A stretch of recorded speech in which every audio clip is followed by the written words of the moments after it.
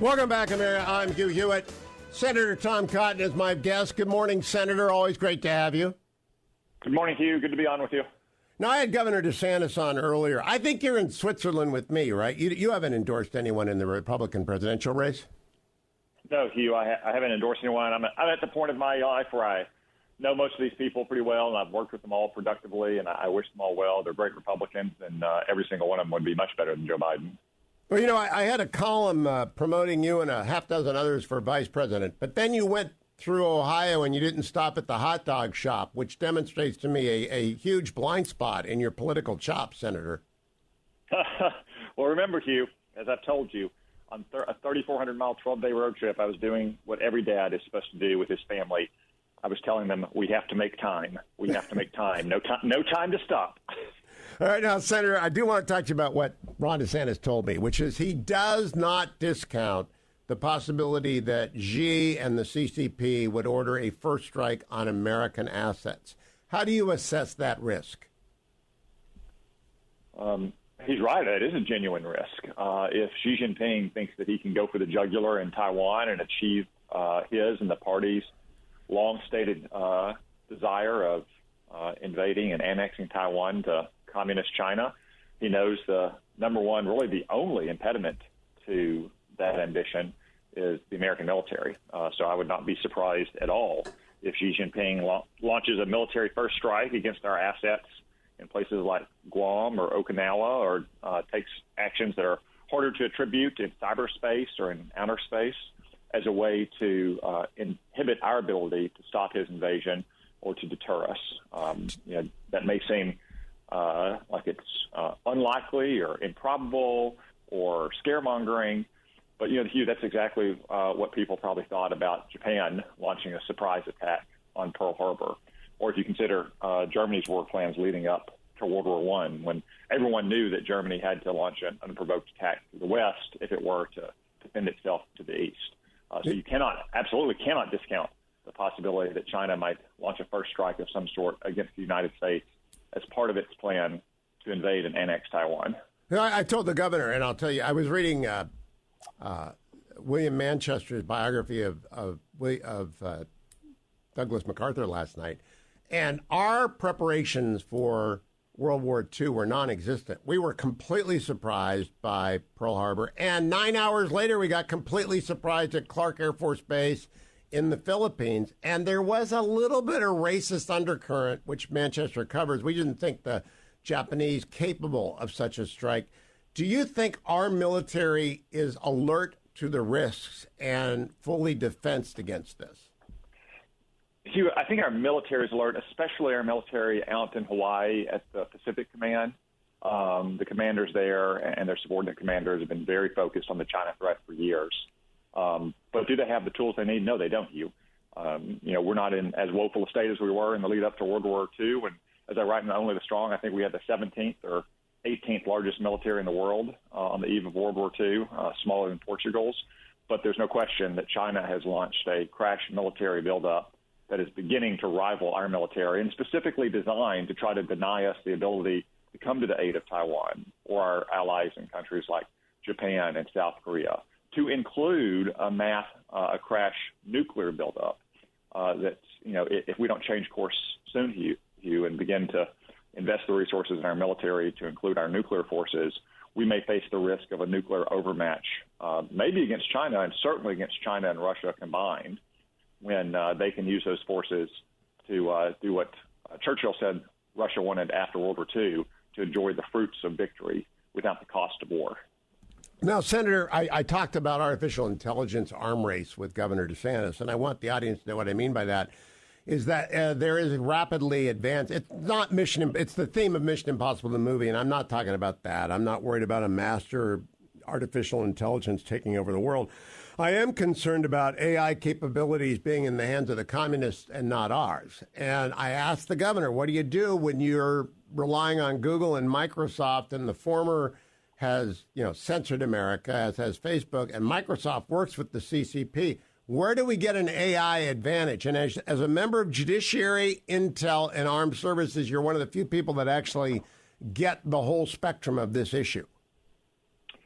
Well, I mean, Hugh, it's a real challenge because the very best minds in the country working on this issue are in some of these large tech companies or in the broader tech environment, and oftentimes that environment has very left-wing views. You have very talented engineers and computer scientists who think that working with the United States government on any kind of military intelligence project is immoral or unethical. There are pockets, though, that are dedicated to trying to help our troops in the field have the tools they need to be able to deter aggression by countries like China and Russia, and if necessary, to defeat them. It's just it is a challenge. Now, fortunately, I believe we're still ahead of China in the race for AI, and we'll stay ahead of them if we don't make bad decisions, especially in Washington. I know there's lots of calls for AI regulation in Congress these days. Congress is always like 5-year-olds playing soccer. They want to rush to whatever is hot in the news. But I think the only thing that would worry the American people more than completely unregulated artificial intelligence is Congress trying to insert itself at these early stages and trying to regulate it. Yeah, I really don't know what to do. I know that Lena Khan, now I own Amazon stock, so I have to declare that. Lena Khan is at war with big tech, and she's at war with Amazon at the FTC. It's got, to, as far as I can tell, absolutely no awareness of the national security implications of what she's doing. Well, I'm also not sure she has awareness of anything she's doing since she just lost yet another case at court. I mean, she keeps filing these cases. I'm not sure she's won one yet. And now she's trying to jump in to regulate AI with really no legal authority under the Federal Trade Commission Act to do so. Exactly. So I wouldn't be surprised to see a judge give her yet another rebuke. So do you get her before judiciary, or is that banking committee and you don't get to talk to her? She appears occasionally. I opposed her nomination. Hugh, I guess when I opposed her nomination, I opposed it because of her extreme ideological views. I didn't even realize at the time that she was a early 30-something law professor with no practical experience in the world. If I'd done that, I would have voted strenuously no, not just no. So I'm not sure why so many of my colleagues supported her. I mean, I understand opposition to big tech companies, and there's a way to express that opposition. But jumping in with a bunch of left-wing regulators like Lena Khan and Liz Warren, to me, is not the productive choice. I know left-wing law professors. I work with left-wing law professors. Well, what left-wing law professors are my friends? I don't want them regulating anything. They have no idea what they're doing. So that's. Most of them couldn't run a lemonade stand to you, much less a combat operation or a major company or a government agency. Oh, you should be to a faculty meeting sometime. So let me turn over to the hearing yesterday, the IRS hearing in the House. I played the entire opening statement of Joseph Ziegler. I doubt Dick Durbin will bring him before Senate Judiciary, but it's stunning what happened with Hunter Biden. Are you following this, Senator?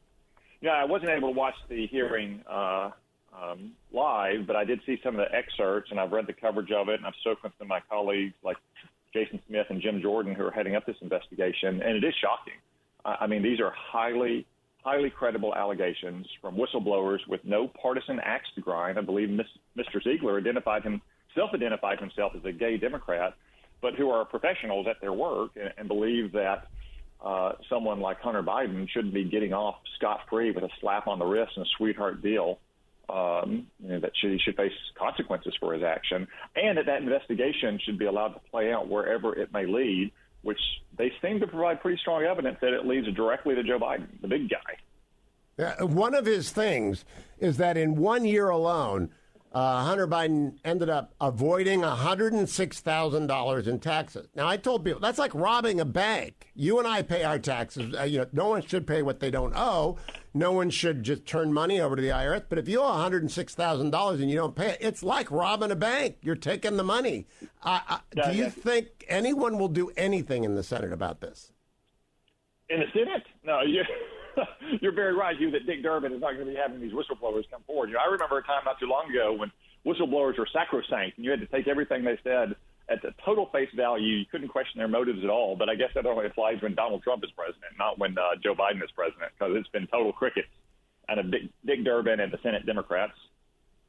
Okay, I want to finish with Jack Smith. I also asked Governor DeSantis about this. Now he's running against Donald Trump. but he is very suspicious of Jack Smith and his novel legal theories on NARA. And now it looks like, we haven't seen the indictment, so we're not certain. It looks like he's going to indict the president for fundraising activities. You know, Senator, I think you're pretty straightforward with your fundraising. I know that, in fact. But I have seen almost every fundraising pitch I get is somewhat misleading if it comes from a PAC. Do you think Jack Smith is out there on uncharted waters again, like with Bob McDonnell? Well, yeah, I do, Hugh. I think Jack Smith is a zealot. I think he's an anti-politician, maybe an anti-Republican zealot for one, as evidenced by the Bob McDonnell case. You know, Bob McDonnell was a successful governor of Virginia, a potential national candidate.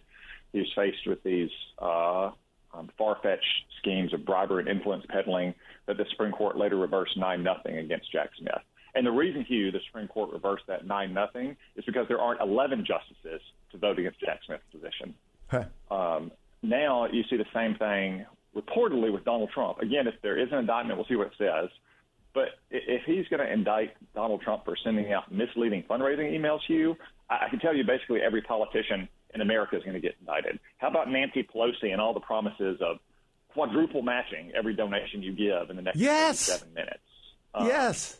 And also, too, I mean, Hugh, think about, so is it the position of the Democratic Party and Jack Smith that states like Pennsylvania and Michigan with Democratic governors can just upend their election laws at the last minute before an election, sometimes perhaps in violation of their own state laws or state constitutions, and then if Republicans point that out, they're going to face criminal liability? I mean, again, we'll see what the indictment, if any, says, but I have no doubt that Jack Smith is an anti-Trump and even anti-Republican zealot.